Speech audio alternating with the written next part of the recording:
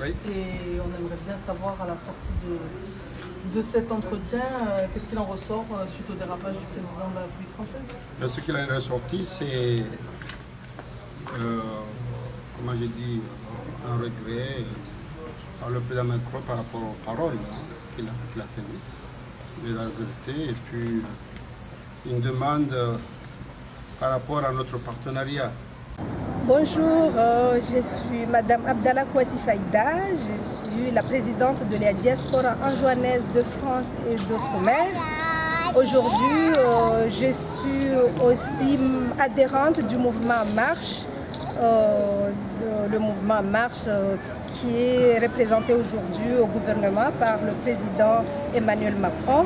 Voilà, si je suis là aujourd'hui, c'est pour vous parler de ces deux côtés, mais il ne faut pas qu'on reste bloqué sur des propos qui étaient dits par le président français Emmanuel Macron, parce qu'il ne faut pas oublier que c'est nous, on a tout fait pour qu'il soit président. C'est nous on a écrit, on a envoyé des messages pour son programme. On l'a écrit son programme, on lui a envoyé ça. Maintenant, c'est un programme qu'on doit défendre jusqu'au bout. Et aussi, on ne va pas être bloqué parce qu'il a dit des propos que ça ne nous a pas plu. On est en colère, c'est vrai, on est fâché, c'est humiliant. Mais il faut aller de l'avant. Nous, la population, on doit montrer notre colère. Moi aussi, je suis en colère. Mais je pense parfois la raison doit dépasser la colère. Aujourd'hui, la raison m'a donné droit à vous parler et à vous dire qu'il ne faut pas rentrer dans la polémique. Il ne faut pas que d'autres personnes profitent de cette occasion pour faire ça une récupération politique. Parce que c'est honteux, c'est honteux. Si ça a été dit, c'est dit.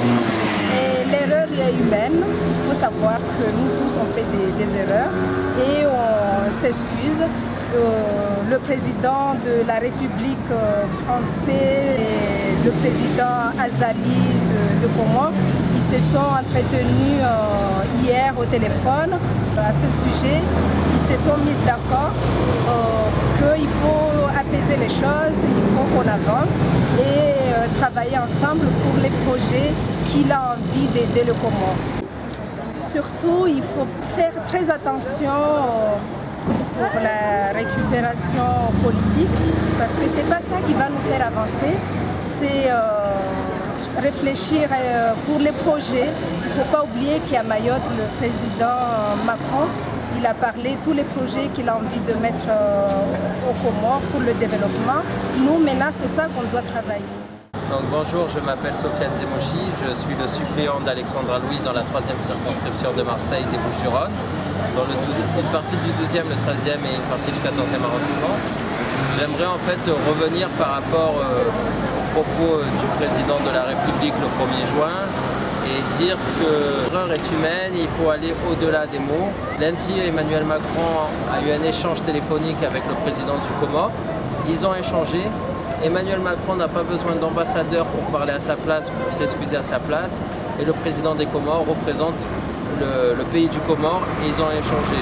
J'apporte ma solidarité et ma sympathie au peuple comorien et dire que maintenant il faut avancer, se serrer les coudes. Et nous sommes aussi dans un mois béni où il faut pardonner.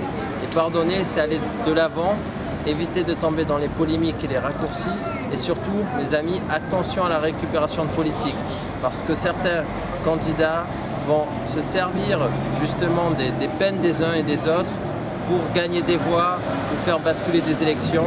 Il faut rester humble, il faut rester modeste, aller de l'avant, rester solidaire. Et il faut qu'on travaille ensemble, la France et le Comores, et j'appelle au message de paix et je souhaite un bon ramadan à toute la communauté musulmane. Je suis tout à fait solidaire avec la communauté comorienne qui a beaucoup souffert depuis déjà de nombreuses années et toutes les communautés, toutes les personnes qui ont subi des drames dans leur vie. Je regrette profondément les paroles de notre président.